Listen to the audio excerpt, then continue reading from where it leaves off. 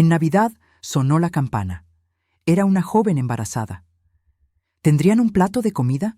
Mi esposo gritó: «¡No somos un albergue! ¡Vete!». Mi hijo se rió.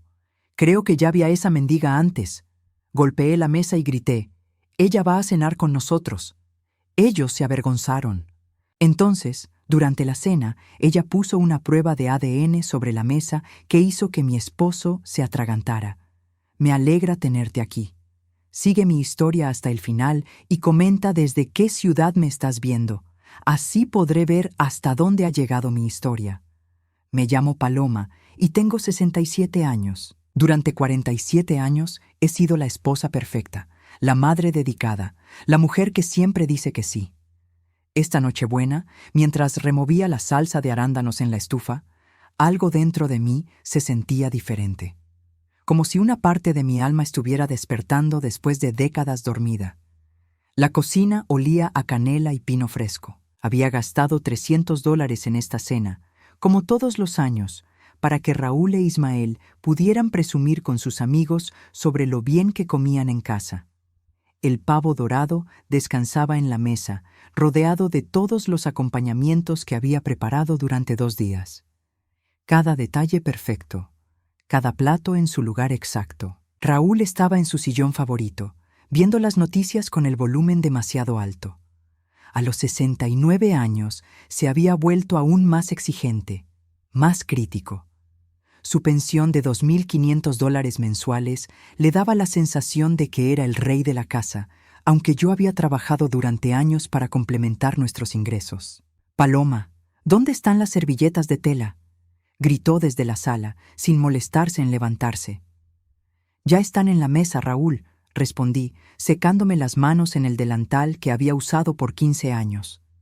El mismo delantal que se había manchado con lágrimas silenciosas más veces de las que podía contar. Ismael llegó tarde, como siempre. A los 42 años, mi hijo seguía viviendo en casa, gastándose los $800 mensuales que yo le daba como si fuera su derecho natural. Entró por la puerta principal sin saludar, hablando por teléfono en voz alta sobre alguna mujer con la que había estado saliendo. «Mamá, espero que hayas hecho suficiente comida. Tengo hambre», dijo, colgando el teléfono y dejando caer su chaqueta en la silla más cercana. Ni siquiera me miró mientras hablaba. Los observé a ambos desde la entrada de la cocina, estos 2 hombres que habían definido mi vida durante tanto tiempo. Raúl con su barriga prominente y sus constantes quejas sobre todo lo que no le gustaba del mundo. Ismael con su actitud de eterno adolescente, esperando que yo resolviera todos sus problemas mientras él no movía un dedo para mejorar su situación. «La cena está lista», anuncié, mi voz sonando extraña en mis propios oídos. Había algo en el aire esa noche, una energía que no podía explicar. Nos sentamos a la mesa de mogno que había heredado de mi madre. El lustre proyectaba sombras danzantes en las paredes, y por un momento me pareció que las sombras se movían de manera inquietante. Raúl sirvió el vino sin ofrecerme, como siempre. Ismael ya tenía el tenedor en la mano antes de que yo pudiera sentarme.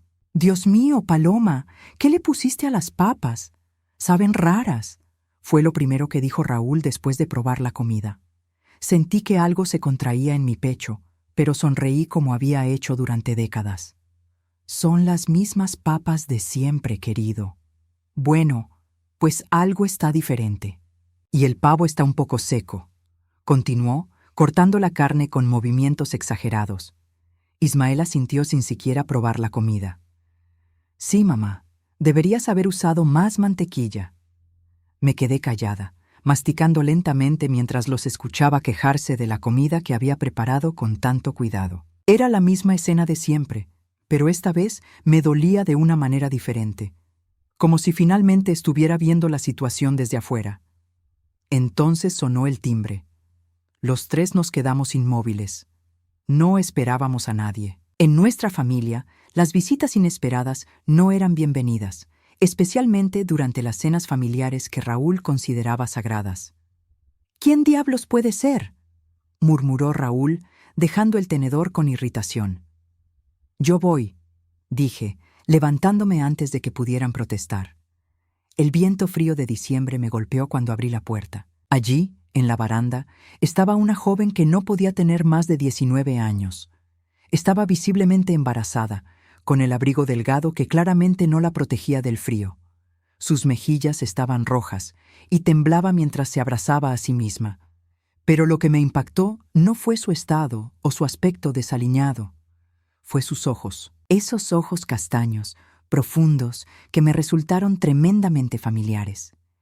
Como si hubiera visto esa mirada antes, en algún lugar importante que no podía recordar. «Disculpe, señora», dijo la joven, su voz temblorosa por el frío. «Me llamo Valerie. ¿Tendrían un plato de comida? No he comido en 2 días y...» Su mano se posó protectoramente sobre su vientre. Algo dentro de mí se desplomó. Esta niña, claramente necesitada, pidiendo lo básico que cualquier ser humano merecía, especialmente en Nochebuena. Antes de que pudiera responder, la voz de Raúl rugió desde atrás de mí. «¡No somos un albergue! ¡Vete de aquí!».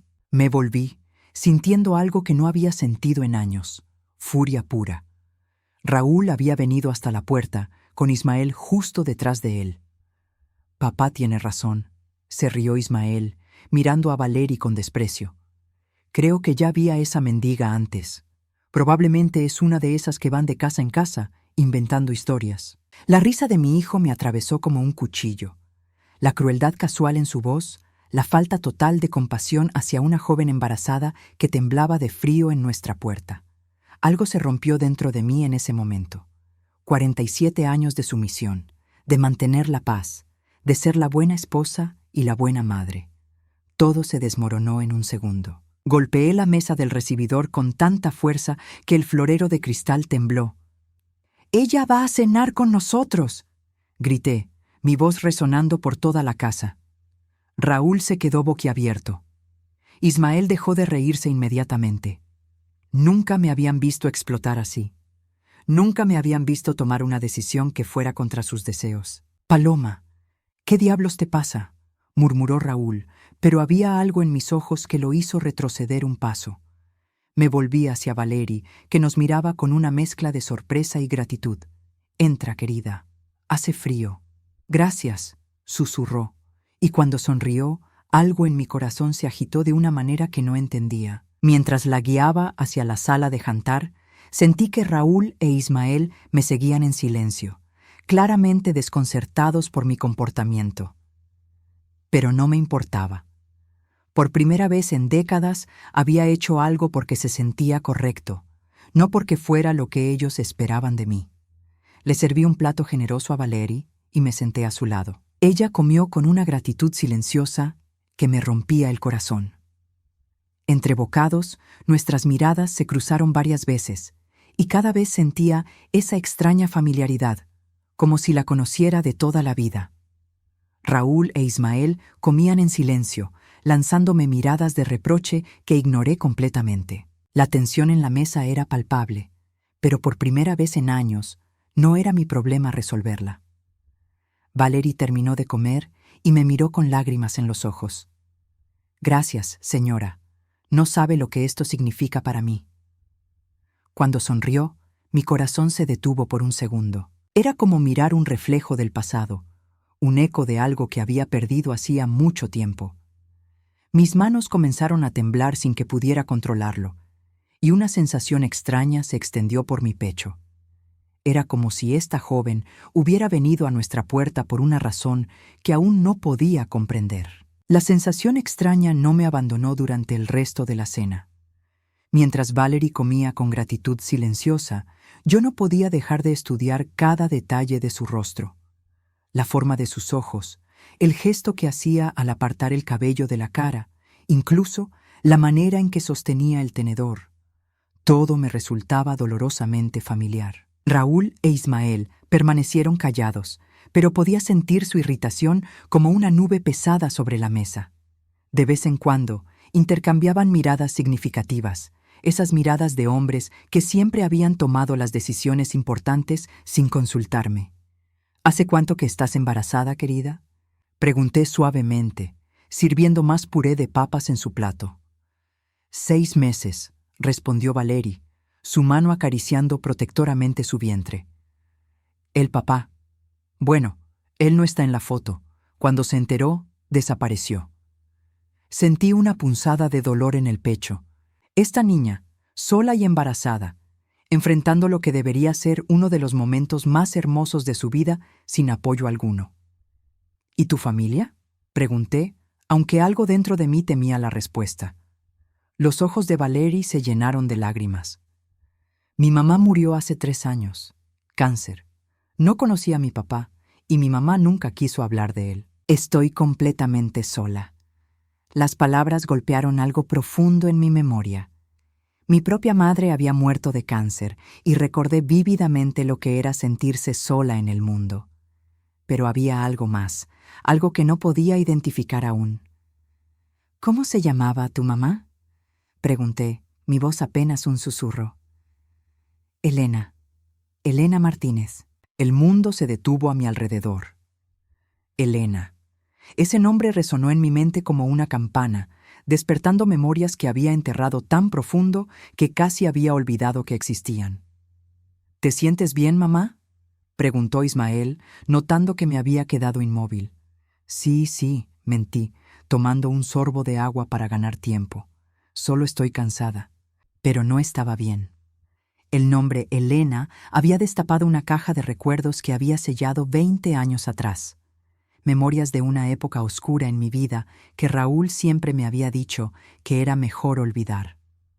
Elena es un nombre hermoso, dije finalmente, tratando de mantener mi voz estable. Valerie sonrió tristemente. Ella era hermosa. Trabajaba como enfermera en el hospital. Siempre me decía que yo tenía una abuela en algún lugar, pero que no podía encontrarla. Era su mayor pesar. Mi corazón comenzó a latir tan fuerte que estaba segura de que todos podían oírlo. Una enfermera llamada Elena, buscando a su madre. Las piezas de un rompecabezas que no sabía que existía comenzaron a moverse en mi mente. Disculpen, dije levantándome abruptamente. Voy a traer el postre. Corrí hacia la cocina, mis piernas temblorosas. Me aferré al borde del fregadero, respirando profundamente mientras las memorias que había suprimido durante 2 décadas comenzaron a filtrarse de vuelta a mi conciencia. 20 años atrás. Yo tenía 47 años cuando quedé embarazada por sorpresa. Raúl no estaba feliz. Decía que éramos demasiado viejos, que Ismael ya tenía 22 años y no necesitaba una hermana. Pero yo estaba emocionada. Después de tantos años de ser solo madre de Ismael, la idea de tener otro bebé me llenaba de alegría. Entonces comenzaron las complicaciones. Raúl insistía en que fuéramos a un hospital privado, lejos de nuestro médico habitual. Decía que era mejor para problemas delicados como el mío. Yo confiaba en él. Siempre había confiado en él. Recordé vívidamente la noche en el hospital. Los dolores, la confusión, las caras preocupadas de los médicos, y después, despertar con las manos vacías. «Lo siento mucho, señora Holloway», había dicho el doctor, un hombre que no había visto antes. «No pudimos salvar al bebé. Fueron complicaciones inesperadas». Raúl estaba allí, tomando mi mano, susurrando palabras de consuelo. «Era una niña», me había dicho. «La íbamos a llamar Elena, ¿recuerdas? Pero Dios tenía otros planes». Yo había llorado durante meses. La pérdida de Elena había sido devastadora. Pero Raúl había sido tan comprensivo, tan cuidadoso conmigo. Me había dicho que era mejor no hablar del tema, que solo me haría más daño. Con el tiempo, había logrado enterrar el dolor tan profundo que rara vez pensaba en ello. Pero ahora, escuchando a esta joven hablar de su madre Elena, todo regresaba con una claridad aterradora. «Paloma, ¿qué estás haciendo ahí?». La voz de Raúl me sobresaltó. Me volví para encontrarlo parado en la entrada de la cocina, con una expresión que no pude descifrar. «Solo estoy». «Estoy bien», murmuré, secándome las lágrimas que no me había dado cuenta de que estaban cayendo.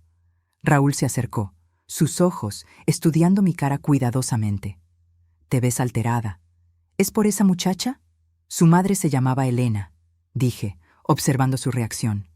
Por una fracción de segundo, algo pasó por su rostro, algo que parecía ¿Pánico? Pero desapareció tan rápido que pensé que lo había imaginado.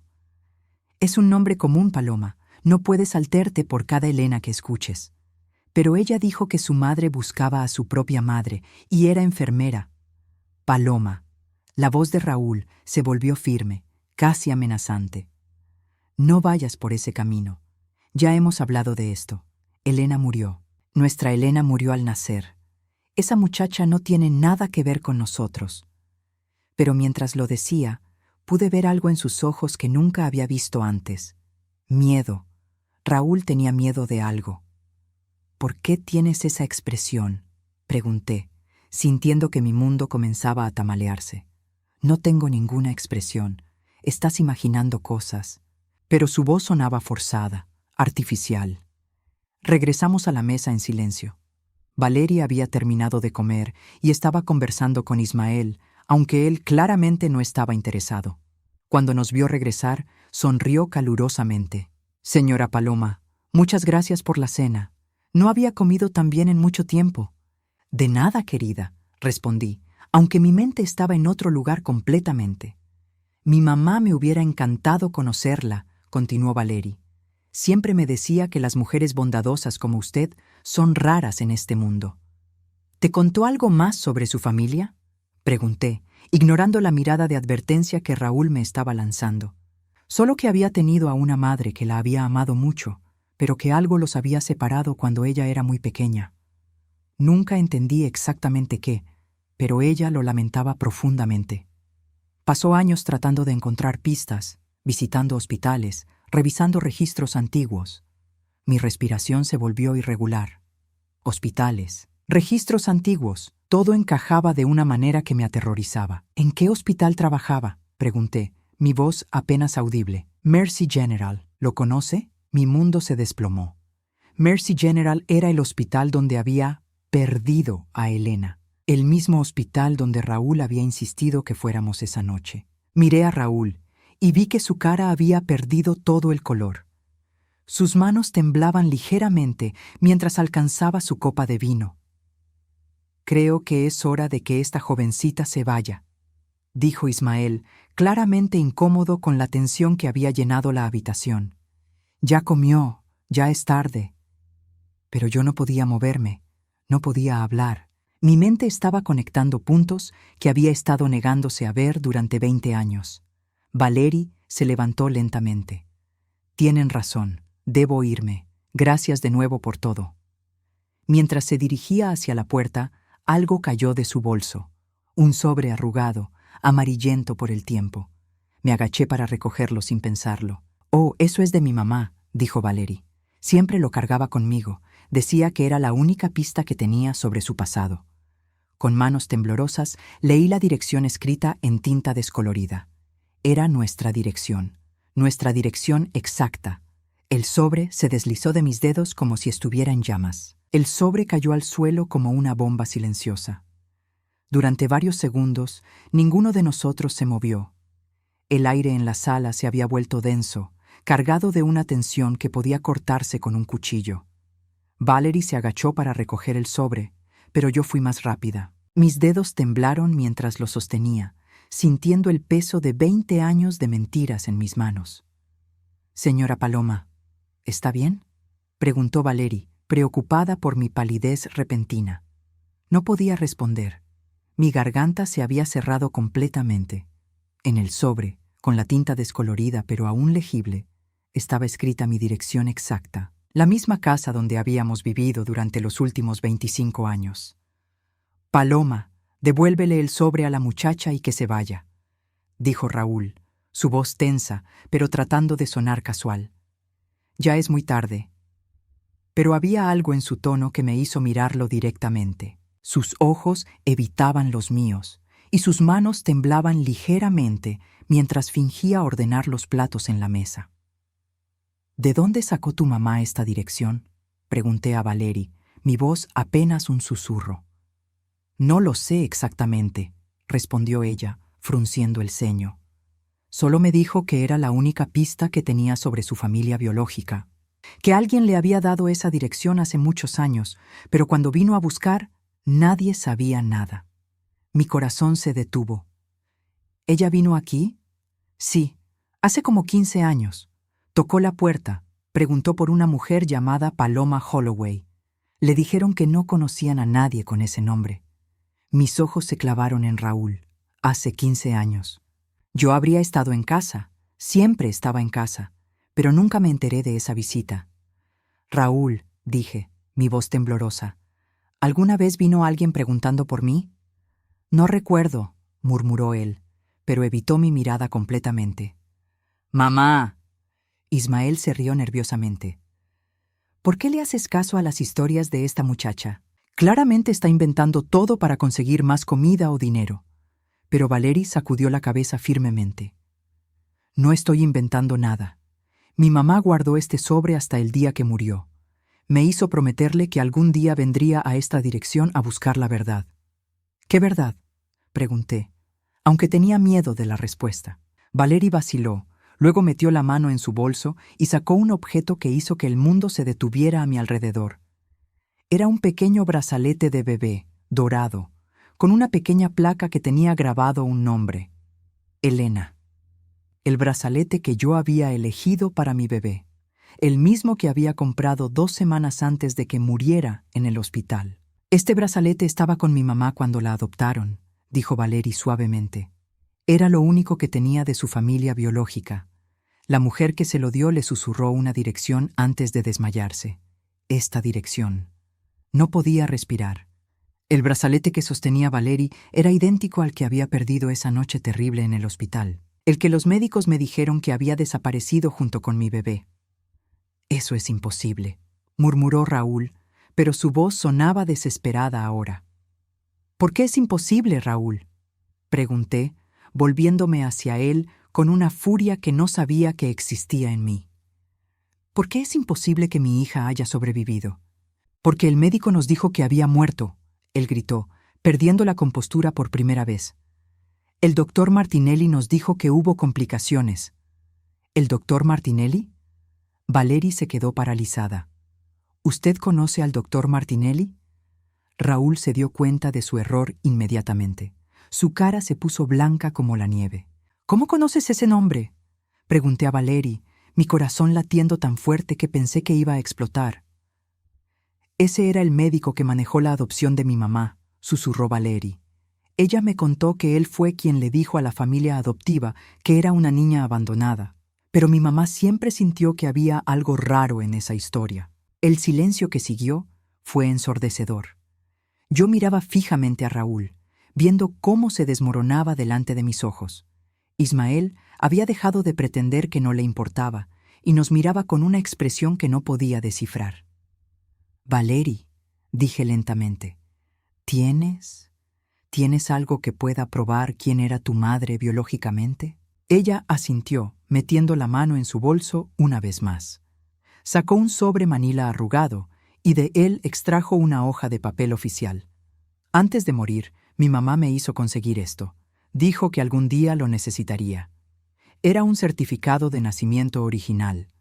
Y allí, en letras claras, estaba escrito Elena Holloway, nacida el 12 de marzo de 2004. Madre, Paloma Holloway. Padre, Raúl Holloway. Mi Elena no había muerto. Mi Elena había vivido, había crecido, se había convertido en una mujer hermosa que pasó años buscándome. Y ahora estaba muerta, pero había dejado a esta nieta que yo nunca supe que tenía. «Eso es falso», gritó Raúl, arrebatándome el papel. «Alguien falsificó esos documentos». Pero mientras lo decía, Valery sacó algo más de su bolso. Algo que hizo que Raúl se tambaleara hacia atrás, como si hubiera recibido un golpe físico. Era un sobre pequeño, sellado, con una etiqueta que decía: «Para realizar prueba de ADN cuando encuentre a mi familia». Mi mamá me hizo prometerle que si alguna vez encontraba a su familia biológica, haría esta prueba, dijo Valery con lágrimas corriendo por sus mejillas. Ella guardó muestras de cabello y saliva para este momento. Mis piernas se volvieron gelatina, me aferré a la mesa para no caerme. «No», murmuró Raúl, retrocediendo. «No, esto no puede estar pasando». ¿Qué no puede estar pasando, papá?, preguntó Ismael, y por primera vez en la noche, su voz sonaba diferente, menos arrogante, más. ¿Culpable? Miré a mi hijo y vi algo en su expresión que me heló la sangre. No era sorpresa lo que vi allí. Era resignación, como si supiera exactamente lo que estaba a punto de descubrirse. Ismael, dije lentamente, ¿tú sabías algo sobre esto? Mi hijo intercambió una mirada rápida con su padre, una mirada cargada de significado que había pasado entre ellos miles de veces durante los años, pero que yo había sido demasiado ciega para ver. Ismael, repetí, mi voz volviéndose más firme. Respóndeme. Mamá, comenzó, pero su voz se quebró. ¿Sabías que mi hija estaba viva?, grité, mi voz resonando por toda la casa. El silencio que siguió fue devastador. Ismael bajó la cabeza, incapaz de mirarme a los ojos. Respóndeme, susurré. Sí, murmuró finalmente. Sí, sabía. El mundo se desplomó a mi alrededor. No solo Raúl me había mentido durante 20 años. Mi propio hijo, el niño que había criado, que había protegido, que había defendido cuando todo el mundo me decía que era demasiado consentido, había sido parte de la conspiración. ¿Por cuánto tiempo?, pregunté, mi voz sonando extraña y lejana. Desde el principio, admitió Ismael, las palabras saliendo como si le dolieran físicamente. Papá me contó cuando cumplí 25 años. Me dijo que había sido necesario porque la familia no podía permitirse otro bebé. ¿No podía permitirse? Me reí, pero no había humor en ello. Era el sonido de una mujer que acababa de darse cuenta de que su vida entera había sido una mentira. Tu padre ganaba $2.500 al mes en esa época. Yo trabajaba medio tiempo. No éramos ricos, pero no éramos pobres. No era por el dinero, murmuró Raúl desde su rincón, donde se había acurrucado como un animal herido. Entonces, ¿por qué?, grité. ¿Por qué me robaste a mi hija? El silencio se extendió por una eternidad. Finalmente, fue Valerie quien lo rompió. Porque él tenía otra familia, dijo suavemente, sosteniendo otro papel que había sacado de su bolso. Mi mamá también descubrió esto antes de morir. Era una fotografía. En ella, Raúl estaba con una mujer que no reconocí y 2 niños pequeños. En la parte de atrás, alguien había escrito: Familia Holloway, 1998. 1998, 6 años antes de que Elena naciera. Raúl había estado viviendo una doble vida durante años. No podía tener otra hija conmigo, continuó Valerie, porque eso habría complicado su otra vida. Así que pagó al doctor Martinelli para que falsificara los documentos de muerte y arreglara una adopción rápida. Miré a Raúl, este hombre con quien había compartido mi vida durante 47 años, y ya no reconocí nada de él. ¿Es cierto?, pregunté, aunque ya conocía la respuesta. Raúl no respondió. Se había derrumbado en su silla, con la cabeza entre las manos. Entonces Valerie dio el golpe final. «Tengo los recibos», dijo, sacando más papeles de su bolso. Mi mamá los encontró en los archivos del doctor Martinelli después de que él murió. $15,000 fue lo que pagaron por deshacerse de ella. $15,000, el precio que pusieron a mi hija. Mi Elena había valido $15,000 para el hombre que juraba amarme. Y tengo esto también, añadió Valerie, colocando una pequeña bolsa de plástico sobre la mesa. Era un kit de prueba de ADN. Si usted acepta, dijo, mirándome directamente a los ojos, podemos confirmar lo que ambas sabemos que es verdad. Miré el kit, luego miré a Raúl, que había comenzado a hacer ruidos ahogados, como si no pudiera respirar correctamente. Sin vacilación, abrí el kit y tomé el hisopo. Pasé el hisopo por el interior de mi mejilla con manos temblorosas, pero decididas. Cada movimiento era deliberado, final. No había vuelta atrás después de esto. Paloma, no hagas esto, rogó Raúl, su voz quebrándose. Por favor, no destruyas nuestra familia por las fantasías de una desconocida. Lo miré con una frialdad que nunca había sentido hacia otro ser humano. ¿Nuestra familia? Tú destruiste nuestra familia hace 20 años, cuando decidiste que mi hija no merecía vivir conmigo. Valery también tomó su muestra. Sus movimientos eran cuidadosos y respetuosos, como si entendiera la solemnidad del momento. Cuando terminamos, sellamos las muestras en sobres separados, siguiendo las instrucciones del kit. Los resultados estarán listos en 3 días, dijo Valery suavemente. Aunque creo que ambas ya sabemos qué van a mostrar. Tenía razón. En mi corazón ya no había duda. Esta niña era la hija de mi Elena, mi nieta. La sangre de mi sangre, que había estado perdida para mí durante toda su vida. ¿Dónde vas a quedarte esta noche?, pregunté, porque de repente la idea de que ella estuviera sola en las calles me resultaba insoportable. Hay un refugio a unas millas de aquí. He estado yendo allí las últimas semanas. No, dije firmemente. Te quedarás aquí. ¡Absolutamente no!, explotó Raúl, poniéndose de pie tan bruscamente que su silla se volcó hacia atrás. No permitiré que esta mentirosa se quede en mi casa. Me volví hacia él con una furia que había estado acumulándose durante décadas. ¿Tu casa? Esta casa la pagué yo con mi trabajo durante 15 años. Mi nombre está en la escritura tanto como el tuyo. Paloma, estás alterada. No estás pensando con claridad. Por primera vez en 20 años estoy pensando con perfecta claridad, le respondí. Esta niña se queda. Si no te gusta, tú sabes dónde está la puerta. Raúl me miró como si no me conociera, y la verdad era que probablemente no me conocía. Durante décadas había sido la esposa sumisa, la que siempre cedía, la que mantenía la paz a cualquier costo. Esa mujer había muerto en el momento que vi el brazalete de Elena en las manos de Valery. Ismael, dijo Raúl, volviéndose hacia nuestro hijo, dile a tu madre que está cometiendo un error terrible. Pero cuando miré a Ismael, vi algo que no esperaba. Por primera vez en años, no parecía el hombre confiado y arrogante que siempre había sido. Parecía pequeño, asustado.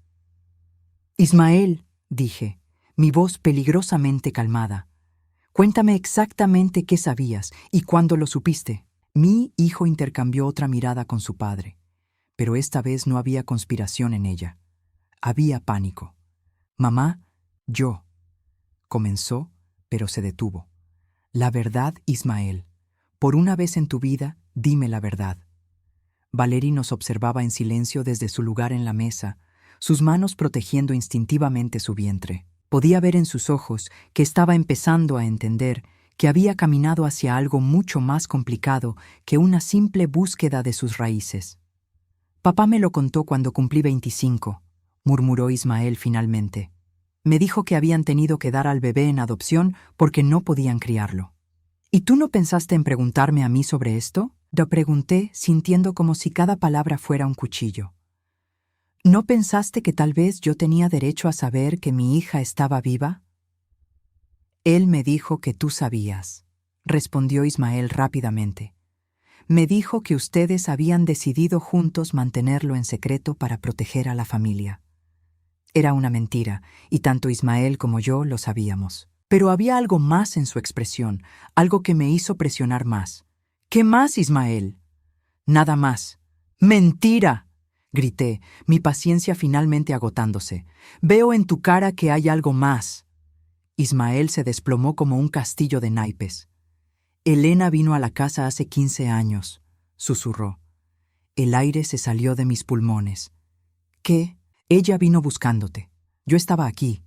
Papá no estaba, pero yo sí. Ella me mostró sus papeles, me contó su historia. Sabía que era mi hermana en el momento que la vi. ¿Y qué hiciste?, pregunté, aunque tenía terror de saberlo. Le dije que se había equivocado de dirección, que no conocíamos a ninguna Paloma Holloway.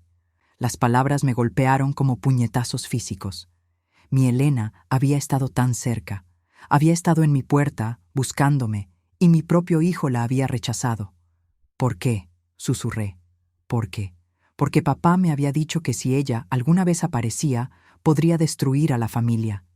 Que tú ya habías sufrido bastante con perder al bebé y que saber la verdad te mataría. Así que decidiste por mí, dije, mi voz tan fría que hasta yo me asusté de ella.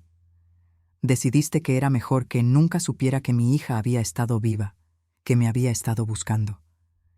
Pensé que estaba protegiendo a la familia, gritó Ismael desesperadamente. No, dije, levantándome lentamente de mi silla. Estabas protegiendo tu estilo de vida. Estabas protegiendo los $800 mensuales que te doy sin preguntarte para qué los usas. Estabas protegiendo el hecho de que a los 42 años sigues viviendo en casa de mami sin responsabilidades. Ismael palideció. Eso no es cierto. ¿No? Me reí amargamente. Dime, Ismael, si Elena hubiera regresado a mi vida hace 15 años, ¿crees que yo habría seguido dándote dinero mientras ella probablemente estaba luchando sola para sobrevivir? El silencio de Ismael fue respuesta suficiente. ¿Sabías que tenía una nieta? Continué señalando a Valery. ¿Sabías que Elena había tenido una hija? No, murmuró Ismael. Elena no mencionó ningún bebé cuando vino. Porque Valery aún no había nacido, explicó la joven desde su lugar en la mesa. Mi mamá me tuvo cuando tenía 36 años. Para entonces ya había perdido la esperanza de encontrar a su familia biológica. Me volví hacia Valery con lágrimas en los ojos. Tu mamá vivió 36 años sin saber que yo la había estado buscando, sin saber que la amaba, que nunca la había abandonado voluntariamente. Ella lo sabía, dijo Valery suavemente. No sé cómo, pero siempre me decía que su madre biológica la había amado, que algo terrible había pasado para separarlas, pero que el amor había sido real. Sus palabras me rompieron por completo. Me senté pesadamente en mi silla y lloré por primera vez en años. No el llanto silencioso y controlado que había perfeccionado como esposa y madre, sino sollozos profundos y desgarradores que venían desde lo más profundo de mi alma. 20 años, murmuré entre lágrimas. Perdí 20 años con mi hija. Paloma, por favor, rogó Raúl, acercándose cautelosamente. Podemos superarlo, podemos. Aléjate de mí, grité, mi voz resonando por toda la casa. No quiero que me toques nunca más. Raúl retrocedió como si lo hubiera abofeteado. ¿Sabes qué es lo que más me duele? Continué, mi voz temblando de furia. No es solo que me mintieras. Es que durante todos estos años, cada vez que mencionaba a Elena, cada aniversario de su muerte, tú consolabas mis lágrimas sabiendo que eran innecesarias. Sabiendo que ella estaba viva, probablemente sufriendo, probablemente preguntándose por qué su madre la había abandonado. No era mi intención. Tu intención no importa, exploté. Lo que importa es lo que hiciste. Me volví hacia Ismael, quien estaba encogido en su silla, como si quisiera desaparecer. ¿Y tú? Dije, mi voz cortante como cristal roto. Tú tuviste la oportunidad de corregir las mentiras de tu padre hace 15 años, pero elegiste proteger tu comodidad en lugar de hacer lo correcto. Mamá, ¿cuántas veces durante estos 15 años me has visto llorar en el aniversario de la muerte de Elena? ¿Cuántas veces me has abrazado y me has consolado, sabiendo que todo era una mentira? Ismael no pudo responder. Las lágrimas corrían por sus mejillas, pero ya no sentía compasión por él. ¿Sabías que Elena murió?, pregunté. No, susurró. No sabía que había muerto hasta esta noche. Murió de cáncer, dijo Valery suavemente. Murió preguntándose por qué su madre nunca había intentado encontrarla. Murió creyendo que tal vez no había sido lo suficientemente buena para ser amada. Esas palabras fueron como puñales en mi corazón. Mi Elena había muerto sintiendo que no era lo suficientemente buena, cuando la realidad era que ella había sido robada de mí por los 2 hombres en los que más confiaba en el mundo. Paloma, intentó Raúl una vez más. Sé que esto es difícil, pero tenemos que pensar en el futuro de la familia. Me reí, un sonido áspero y sin humor. ¿Qué familia, Raúl? ¿La familia que construiste sobre mentiras? ¿La familia donde mi opinión nunca importó? ¿La familia donde ustedes 2 tomaron decisiones sobre mi vida sin consultarme? Somos una familia, murmuró Ismael débilmente. No, dije, mi voz ahora extrañamente calmada. Ustedes son una conspiración. Una conspiración que ha estado funcionando a mi costa durante 20 años. Me levanté y me dirigí hacia la ventana, mirando la noche oscura. En el reflejo del vidrio, pude ver a los tres detrás de mí. Valery sentada quietamente, claramente abrumada por el drama que había desencadenado sin saberlo. Raúl e Ismael, ambos con expresiones desesperadas, finalmente entendiendo que el mundo que habían construido se estaba desmoronando. Los resultados del ADN van a confirmar lo que ya sabemos, dije sin volverme. Y cuando lo hagan, van a cambiar más cosas de las que ustedes pueden imaginar. Los 3 días que siguieron fueron los más extraños de mi vida. Valery se quedó en el cuarto de huéspedes que no había usado en años, mientras Raúl e Ismael se movían por la casa como fantasmas, evitando cualquier conversación conmigo. Durante esos 3 días, Valery y yo hablamos durante horas. Me contó sobre la vida de Elena, sobre cómo había sido una enfermera dedicada que trabajaba turnos dobles para pagar sus estudios. Me mostró fotografías que me rompieron el corazón. Mi Elena graduándose de la escuela de enfermería, Elena cuidando a otros, Elena embarazada y radiante con Valery. Ella siempre me decía que yo tenía sus ojos, pero que había heredado la sonrisa de mi abuela. Me contó Valery una tarde mientras tomábamos té en la cocina. Ahora entiendo de quién hablaba. También me contó sobre los últimos meses de Elena, sobre cómo había gastado sus ahorros tratando de rastrear cualquier pista sobre su familia biológica.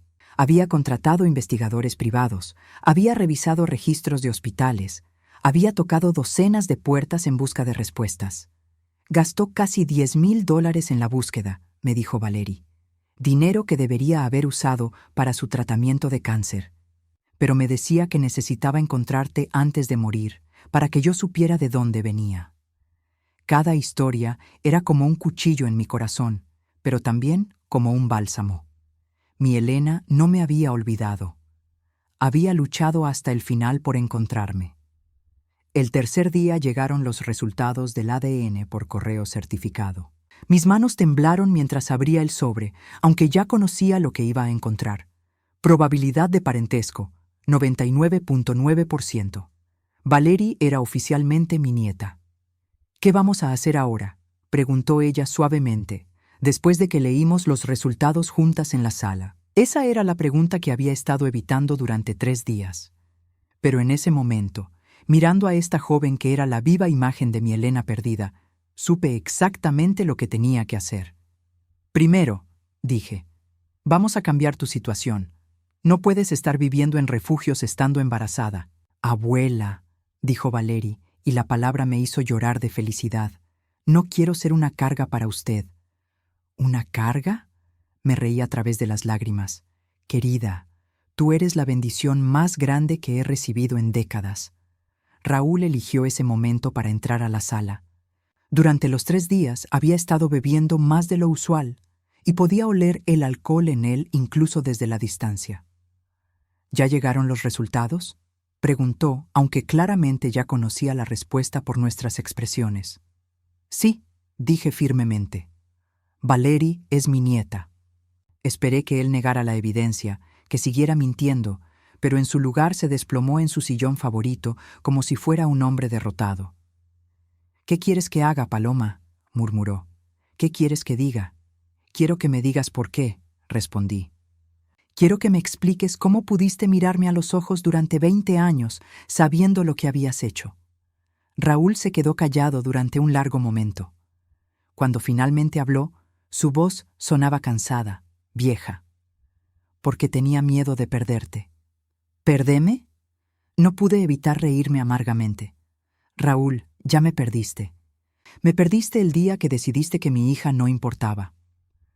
«No era solo por la otra familia», murmuró él. «Era porque sabía que si tenías otra hija, especialmente una niña, ya no me necesitarías». Ismael siempre había sido un niño difícil, dependiente. Pero una hija. Las hijas crean vínculos que los esposos no pueden romper. Sus palabras me revelaron algo que nunca había entendido completamente. Raúl no había robado a Elena solo por conveniencia. La había robado porque tenía celos de un bebé nonato. porque no podía soportar la idea de que yo amara a alguien más de lo que lo amaba a él. Así que arruinaste 3 vidas por tus propias inseguridades, dije. Elena creció sin madre. Yo viví 20 años en duelo, y Valerie perdió la oportunidad de conocer a su abuela mientras crecía. Lo sé, susurró Raúl. No, dije, poniéndome de pie. No lo sabes, porque si realmente lo supieras, habrías confesado hace años. Habrías encontrado una manera de traer a Elena de vuelta a mi vida. En ese momento, Ismael entró a la sala. Durante los últimos 3 días había estado especialmente callado, y pude ver que el peso de sus decisiones finalmente lo estaba afectando.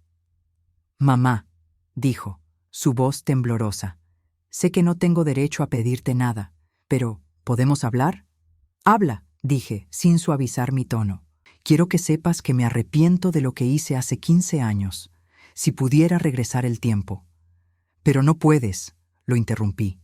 Y tu arrepentimiento no me devuelve los años que perdí con Elena. No le devuelve la madre que ella necesitaba cuando estaba enferma y muriendo. Ismael comenzó a llorar, algo que no había visto desde que era pequeño. ¿Qué puedo hacer para arreglarlo? Nada, dije simplemente. No hay nada que puedas hacer para arreglar esto, Ismael. Pero hay cosas que puedes hacer para empezar a cambiar quién eres. ¿Cómo qué? Me volví para mirarlo directamente. Puedes empezar a vivir tu propia vida. Puedes conseguir tu propio apartamento, tu propio trabajo que pague todas tus cuentas, tu propia existencia independiente. ¿Me estás echando?, preguntó con una mezcla de shock y pánico. Te estoy liberando, corregí. Porque parte de la razón por la que participaste en esta mentira fue porque tu vida cómoda dependía de mantenerme feliz e ignorante. Valerie nos observaba desde el sofá, claramente incómoda de estar en medio de este drama familiar, pero también fascinada de ver cómo se desarrollaba. Y en cuanto a ti, dije, volviéndome hacia Raúl, también vas a tener que encontrar un nuevo lugar para vivir. Paloma, exclamó, levantándose bruscamente. No puedes echarme de mi propia casa. Esta casa está a nombre de los dos, le recordé. Y dado que tú no contribuiste financieramente a la hipoteca durante los últimos 10 años, mientras yo trabajaba a tiempo completo, creo que tengo más derecho que tú a decidir quién vive aquí. ¿Dónde se supone que voy a ir?, preguntó desesperadamente. No lo sé, Raúl. Tal vez puedas irte con esa otra familia, que era tan importante que valía más que mi hija. Sus ojos se llenaron de lágrimas. Esa relación terminó hace años. No tengo a dónde ir. Entonces supongo que tendrás que aprender a valerte por ti mismo por primera vez en tu vida, dije sin una pizca de simpatía. El silencio que siguió fue tenso y cargado. Podía ver que tanto Raúl como Ismael estaban luchando por entender esta nueva versión de mí. Durante décadas había sido la pacificadora, la que siempre encontraba soluciones que mantuvieran a todos contentos. Esa mujer había muerto junto con mis ilusiones sobre mi familia. ¿Cuándo?, preguntó Ismael finalmente. 1 semana, dije firmemente. Ambos tienen 1 semana para hacer otros arreglos.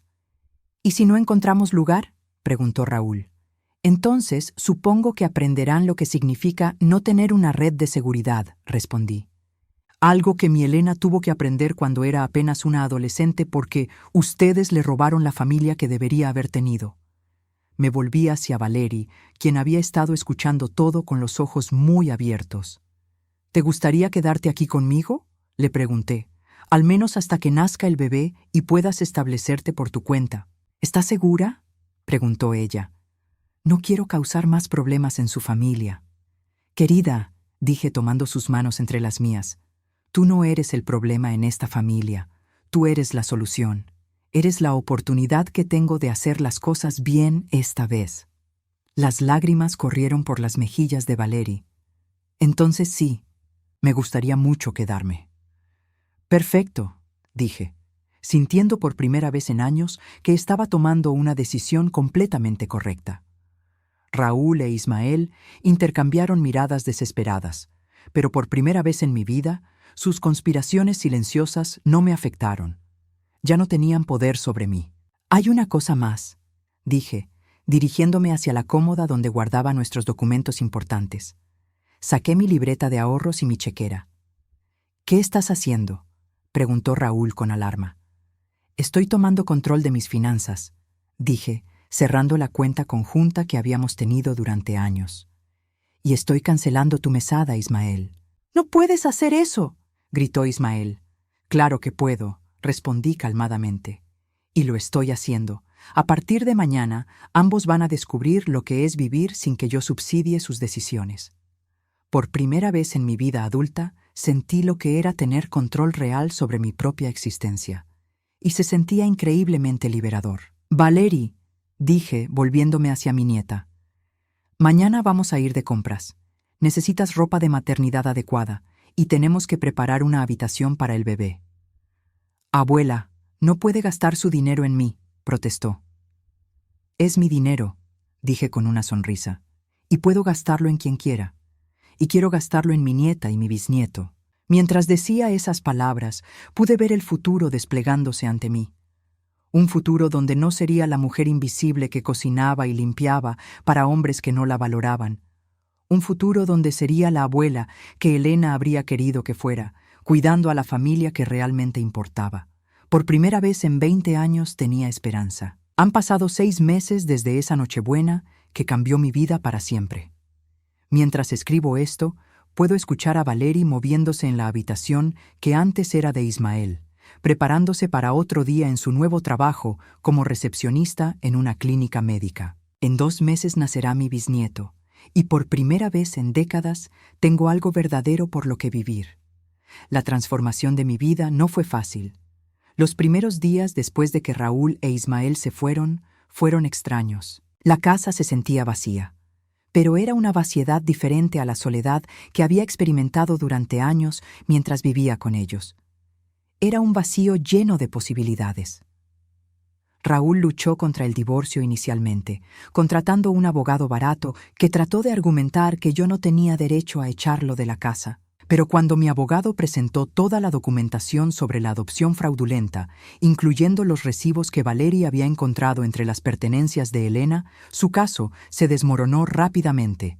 No solo perdió cualquier reclamo sobre la casa, sino que terminó debiendo $15,000 en honorarios legales. La última vez que supe de él, estaba viviendo en un apartamento de una habitación al otro lado de la ciudad, trabajando en un trabajo de medio tiempo en una ferretería. Su pensión de $2,500 mensuales ya no le alcanzaba para el estilo de vida al que estaba acostumbrado cuando yo subsidizaba todos sus gastos. Ismael también luchó con su nueva realidad. Durante las primeras semanas después de mudarse, me llamaba constantemente, rogándome que reconsiderara. Me contaba sobre lo difícil que era encontrar un apartamento que pudiera pagar con su sueldo parcial, sobre cómo no sabía cocinar o limpiar para sí mismo. «Mamá, te prometo que puedo cambiar», me decía en cada llamada. «Solo dame otra oportunidad». Pero yo había aprendido la diferencia entre el arrepentimiento genuino y el pánico de alguien que finalmente tenía que enfrentar las consecuencias de sus acciones. Ismael no lamentaba lo que le había hecho a Elena o a mí. Lamentaba que ya no pudiera vivir cómodamente a mis expensas. Después de 2 meses, dejé de contestar sus llamadas. Valerie floreció en un ambiente donde era verdaderamente querida. Viendo su transformación, entendí cuánto había estado sufriendo antes de encontrarme, no solo físicamente por la falta de comida y refugio adecuado, sino emocionalmente por la soledad de estar embarazada sin familia.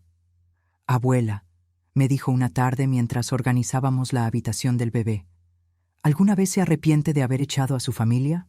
La pregunta me hizo pausar. ¿Sabes qué es lo extraño?, le respondí.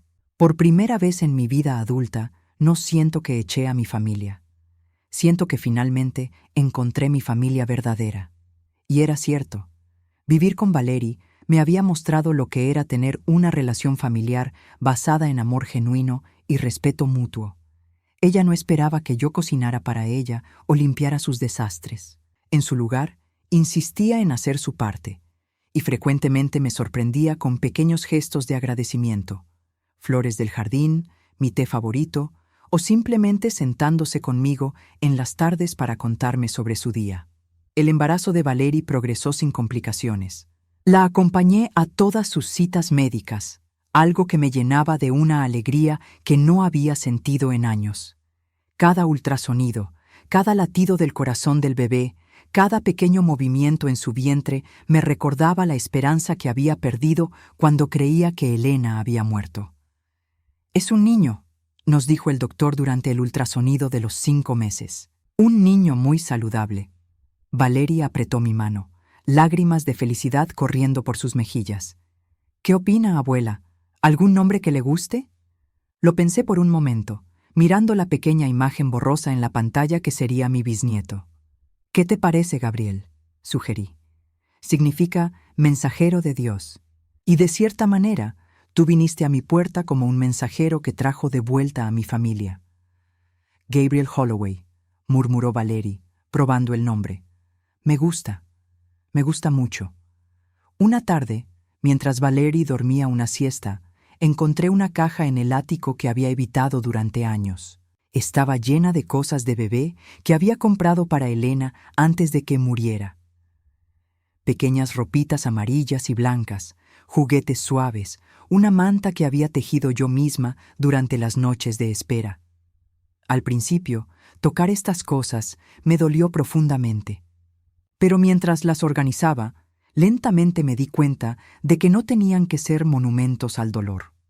Podían ser regalos de amor para Gabriel, conectándolo con la madre que nunca conoció, pero que había sido profundamente amada. Le mostré la caja a Valery esa noche cuando se despertó. «Estas cosas las compré para tu mamá», le dije suavemente. «Me gustaría que Gabriel las tuviera». Valery tocó cada artículo con reverencia, como si fueran reliquias sagradas. «Ella habría amado saber que tenía estas cosas esperándola», murmuró.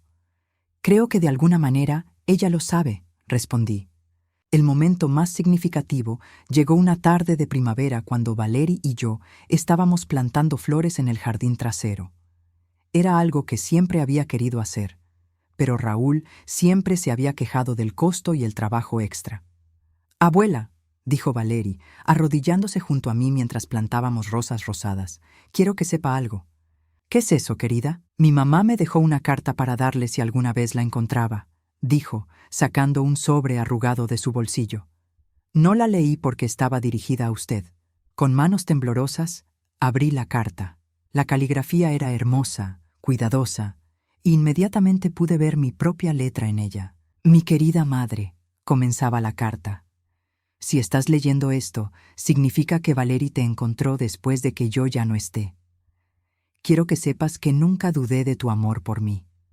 Incluso sin conocerte, siempre supe en mi corazón que algo terrible había pasado para separarnos. Espero que puedas amar a Valery de la manera que sé que me habrías amado a mí. Ella es mi regalo más precioso, y ahora es el tuyo también. No llores por mí. En lugar de eso, vive la vida que no pudimos compartir. Hazla feliz, hazla reír, hazla sentir que pertenece a algún lugar. Eso es todo lo que siempre quise, pertenecer a alguien. Todo mi amor, Elena». No pude terminar de leer sin llorar, pero estas eran lágrimas diferentes a las que había derramado durante 20 años. No eran lágrimas de pérdida, sino de conexión. Elena había conocido mi corazón sin haberme conocido a mí. Ella tenía razón, le dije a Valery, abrazándola mientras ambas llorábamos en el jardín. Siempre la amé, y siempre te amaré. Gabriel nació en una mañana soleada de agosto. Valery había insistido en que yo estuviera en la sala de partos, y cuando el doctor puso al bebé en mis brazos por primera vez, sentí que mi vida finalmente había llegado al lugar donde se suponía que debía estar. Era perfecto. Tenía los ojos de Elena, la nariz de Valery, y cuando me agarró el dedo con su pequeña mano, supe que todos los años de dolor habían valido la pena por llegar a este momento. «Hola, Gabriel», susurré. «Soy tu bisabuela. Tu mamá y yo te vamos a amar tanto». Valery se recuperó bien del parto y pronto establecimos una rutina hermosa en nuestra casa. Yo cuidaba a Gabriel por las mañanas mientras ella trabajaba medio tiempo, y las tardes las pasábamos juntas las 3 generaciones, creando los recuerdos familiares que nunca había podido tener. Una noche, Mientras estaba dándole el biberón a Gabriel, Valerie se sentó a mi lado en el sofá. «Abuela», dijo suavemente, «¿alguna vez se siente triste por todo el tiempo que perdió?» Lo pensé cuidadosamente. «A veces», admití, «pero luego miro lo que tengo ahora y me doy cuenta de que tal vez todo tenía que pasar así. Si Elena hubiera crecido conmigo, tal vez nunca te habría tenido, y si no te hubiera tenido, nunca habría tenido a Gabriel». «¿Cree que ella puede vernos?», preguntó Valerie.